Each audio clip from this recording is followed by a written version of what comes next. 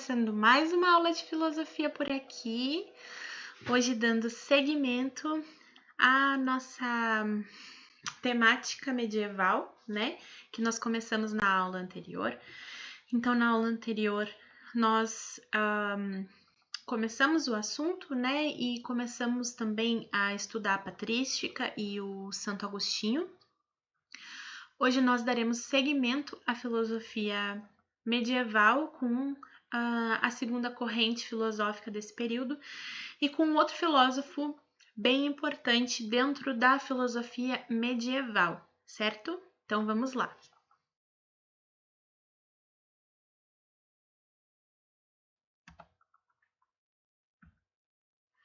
Eu trouxe aqui para vocês esse slide, eu repeti da aula passada, para vocês visualizarem, ó. Nós tivemos o primeiro período da filosofia medieval, a patrística. Agora a gente vai começar esse segundo período, que é a escolástica. Então, a escolástica, ela já é a corrente filosófica medieval que segue até o fim, né? É o segundo período e é o período que vai até o fim lá da Idade Média.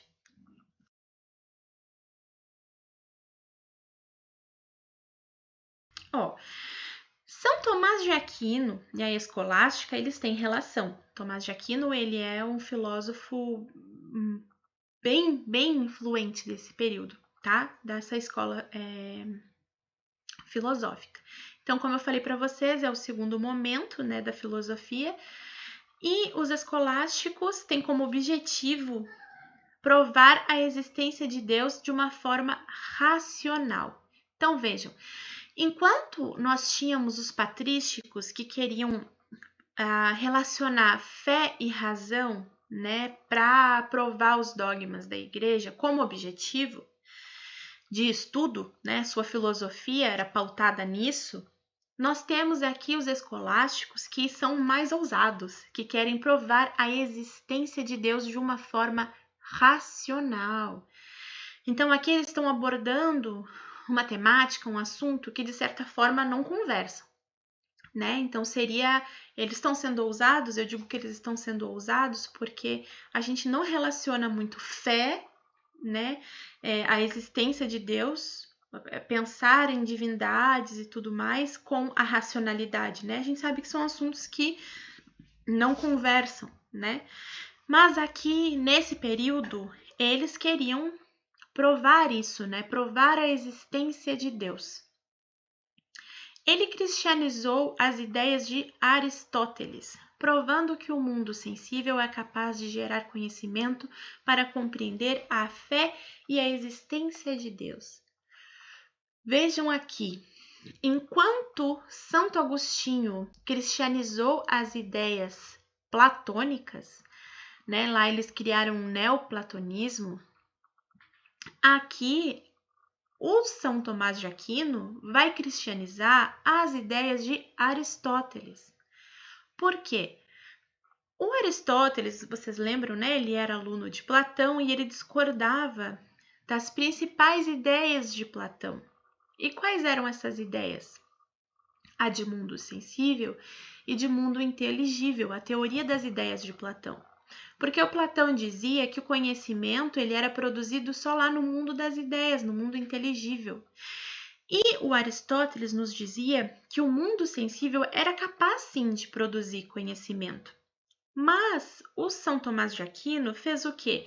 Ele pegou essa ideia que para Aristóteles terminaria ali, ó, em conhecimento, ponto. E acrescentou: para compreender a fé e a existência de Deus. Ele pegou uma base aristotélica, uma ideia de Aristóteles, cristianizou essa ideia. Então lembrem disso. Tanto São Tomás de Aquino quanto Santo Agostinho, eles têm influência, né, dos filósofos clássicos. Porém, são ideias, né, cristianizadas. Lembrem disso. O período escolástico, ele foi bem importante, essa escola, esse período foi bem importante, porque nesse período muitas universidades foram criadas, então essa não era uma preocupação antes. Só que durante esse período as universidades começaram a ser criadas, tá? Então isso é algo interessante dentro dessa vertente medieval, tá bom? Tá, aí eu falei para vocês que os filósofos escolásticos, eles querem provar, a filosofia deles é pautada nessa prova, né? Provar a existência de Deus de uma forma racional. E para isso, eles vão criar, né? Eles vão dizer para a gente que é possível a gente chegar a esse conhecimento, né? A gente entender a existência de Deus, eles provarem a existência de Deus a partir de 5 argumentos. Aí a gente pode chamá-los de argumentos, a gente pode chamar de vias, a gente pode chamar de causas. Mas agora eu vou apresentar para vocês cada uma dessas causas, desses argumentos, e vou explicar para vocês, tá bom? Vamos lá.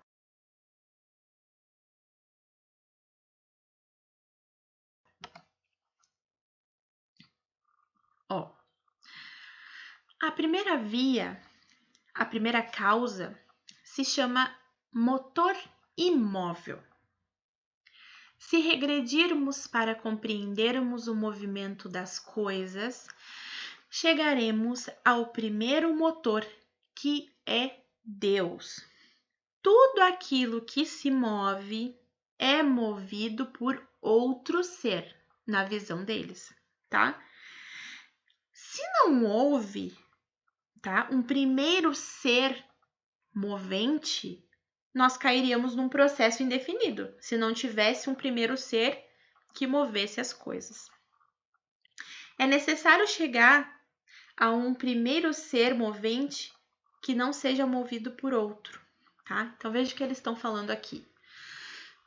Existe um ser que move tudo, tá?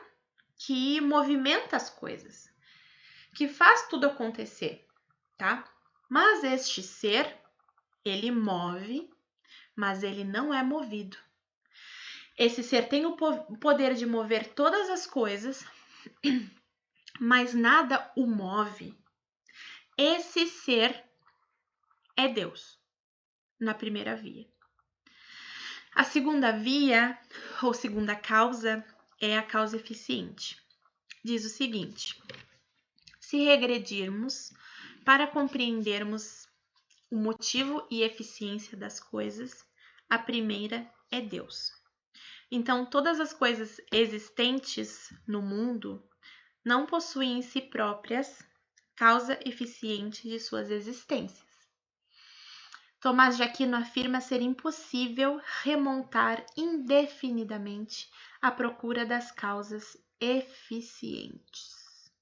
Logo, é necessário admitir a existência de uma primeira causa eficiente, responsável pela sucessão de efeitos. Então, aqui a gente precisa de uma primeira causa, tá?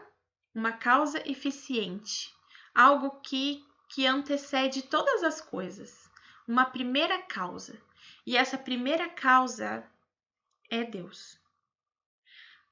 A terceira causa, ou a terceira via, se chama contingente necessário. Toda forma tem seu motivo de existir e assim ser, e apenas Deus pode ter arquitetado tudo como é. Esse argumento aqui, ele é uma variante do segundo argumento ali, da causa eficiente, tá? Aqui, ele afirma que todo ser contingente, do mesmo modo que existe, pode deixar de existir, certo? Aquilo que não existe somente começa a existir em função de algo que já existia. É preciso admitir, então, que há um ser que sempre existiu, um ser absolutamente necessário. Então, aqui, eu tô falando o quê? Que a gente precisa, né? Que nós precisaríamos naturalmente de algo que criou todas as coisas, né? A gente precisa de um ser, né? Que antecede a nossa existência e antecede a existência de todas as coisas. A gente precisa de como se fosse um grande arquiteto, né? A gente precisa de um arquiteto, alguém que pensou e arquitetou todas as coisas. O que ele quer dizer é que as coisas poderiam não estar lá, mas este ser sempre esteve, porque este ser criou todas as coisas, né? Então a gente precisa naturalmente de algo que antecede a nossa existência. E esse ser que arquitetou tudo e que existiu antes da nossa existência é Deus. Agora vamos para a quarta causa, que ele chama de graus de perfeição. Precisamos ter um parâmetro maior para compararmos as coisas, como noção de maior ou menor, mais fraco ou mais forte, e o supremo seria Deus. Em relação à qualidade de todas as coisas existentes, pode-se afirmar a existência de graus diversos de perfeição, né? Ora, se uma coisa possui mais ou menos determinada qualidade positiva, isso supõe que deve existir um ser com o máximo dessa qualidade no nível da perfeição. O que eu quero dizer com isso aqui? Gente, o que eles queriam dizer? Se nós temos este parâmetro, se nós temos esta noção de que algo é melhor ou pior, maior ou menor, precisa necessariamente, né, existir algo perfeito, algo maior, melhor que tudo. Desculpa, a Amora resolveu latir. Maior, melhor que tudo, que nos dá esse parâmetro, né? Um ser perfeito que nos dá este parâmetro, né? Que faz com que a gente tenha este parâmetro de graus, né? Graus de perfeição. Se existe esse parâmetro, é porque existe um ser supremo perfeito, né? E este ser que esse ser supremo e superior e perfeito seria Deus, tá? E a quinta via se chama governo supremo ou finalidade do ser. Tudo existe com uma função. Devemos admitir, então, que existe algum ser inteligente que dirige todas as coisas da natureza para que cumpram o seu papel. Então, esse ser, né? Então tô dizendo que tudo existe com uma função. Então, a chuva tem uma função, o sol tem uma função, o ser humano tem uma função, enfim, tudo tem uma função. Agora, o que faz com que todas essas coisas cumpram as suas funções? O que faz com que cada uma dessas coisas cumpram o seu papel, tá? Essas coisas da natureza. Se o vento venta, é porque alguém fez o vento ventar. Se chove, é porque alguém fez chover. Se uma flor nasce, é porque alguém fez com que essa flor nascesse, né? Essa força, esse ser inteligente que dirige todas as coisas é Deus. Para os escolásticos, é Deus. Então, além dele ter arquitetado tudo, né, ele também movimenta tudo e ele faz com que todas as coisas,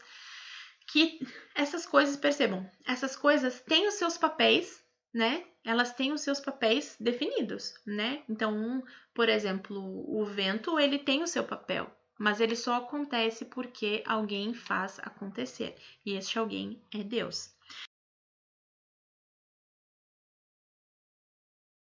Então, a partir dessas 5 vias que eu apresentei para vocês agora, os escolásticos buscavam comprovar a existência de Deus. Então, eles estudaram, né? Eles trouxeram essas causas, essas teorias, né? Para provar a existência de Deus. E olha que coincidência, vocês lembram lá em Aristóteles que a gente tem a teoria das causas, que também explica. Não é coincidência, na verdade.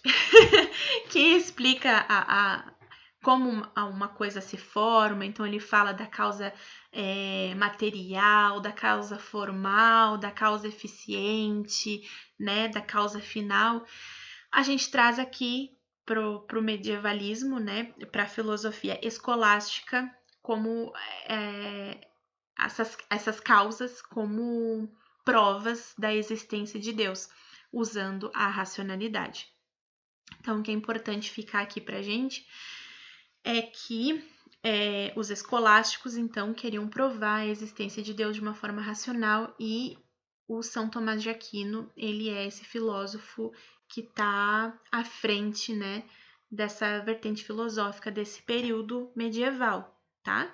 Então, a gente entendeu que, né, universidades foram criadas nesse período, que ele cristianizou as ideias de Aristóteles, consequentemente, né, os escolásticos, e que eles nos trazem as vias e as causas como provas para explicar a existência de Deus.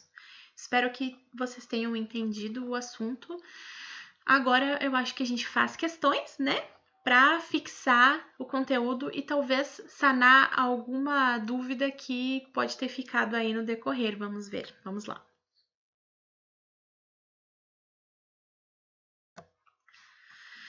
Vamos fazer primeiro esta aqui, ó.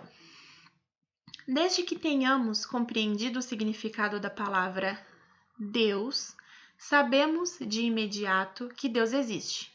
Com efeito, essa palavra designa uma coisa de tal ordem que não podemos conceber nada que lhe seja maior. Ora, o que existe na realidade e no pensamento é maior do que o que existe apenas no pensamento. Donde se segue que o objeto designado pela palavra Deus, que existe no pensamento, desde que se entenda essa palavra, também existe na realidade. Por conseguinte, a existência de Deus é evidente. O texto apresenta uma elaboração teórica de Tomás de Aquino, caracterizada por: letra A. Reiterar a ortodoxia religiosa contra os heréticos. Letra B. Sustentar racionalmente doutrina alicerçada na fé. Letra C. Explicar as virtudes teológicas pela demonstração. D. Flexibilizar a interpretação oficial dos textos sagrados. E. Justificar pragmaticamente crença livre de dogmas. Pausem o vídeo e tentem fazer a questão.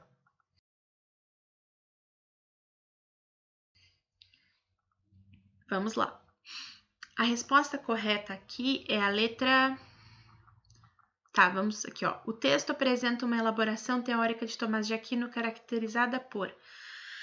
Aqui é a letra B, ó. Sustentar racionalmente doutrina alicerçada na fé, tá? Então, é a letra B. Vamos fazer mais uma questão.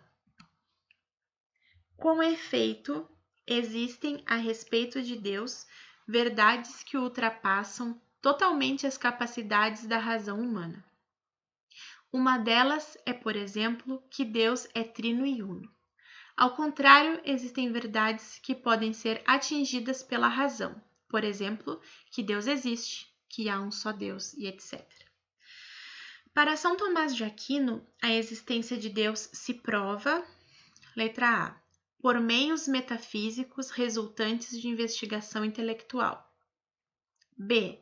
Por meio do movimento que existe no universo, na medida em que todo movimento deve ter causa exterior ao ser que está em movimento.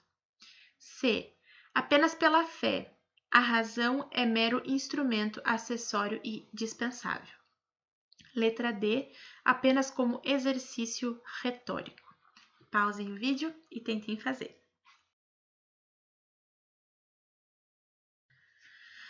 Para São Tomás de Aquino, a existência de Deus se prova. Letra B. Ó, por meio do movimento que existe no universo, na medida em que todo movimento deve ter causa exterior ao ser que está em movimento. Aqui está relacionado as vias, né? As 5 vias que eu apresentei para vocês, onde ele explica, né? Que ele traz provas, né? Ele explica que tudo que está acontecendo existe porque alguém está fazendo acontecer, né? E que se existe alguém, existe algo que antecede todas as coisas, que movimenta as coisas, que faz com que a natureza cumpra o seu papel, e esse alguém é Deus. Então aqui a letra certa é a letra B. Espero que vocês tenham conseguido entender um pouco do pensamento escolástico e do pensamento de São Tomás de Aquino. A gente encerrou aqui, né, nessa aula, a filosofia medieval. Assim como eu falei de Santo Agostinho, eu falo agora, eu acho que é importante, né, vocês não ficarem só nas aulas, né, que eu trago aqui, que elas são aulas bem resumidas. Então, busquem mais materiais, estudem mais, né? Não fiquem só o que a gente estuda aqui nas nossas aulas. É importante, mas eu estou introduzindo vocês aos assuntos, né? É importante que vocês busquem também. Então, se vocês gostaram da aula, não esqueçam de curtir o vídeo, se inscrever aqui no canal, né? E comentar se vocês quiserem puxar alguma discussão, comentem aqui. E por hoje é isso. Um beijo para vocês e nos vemos. Tchau, tchau!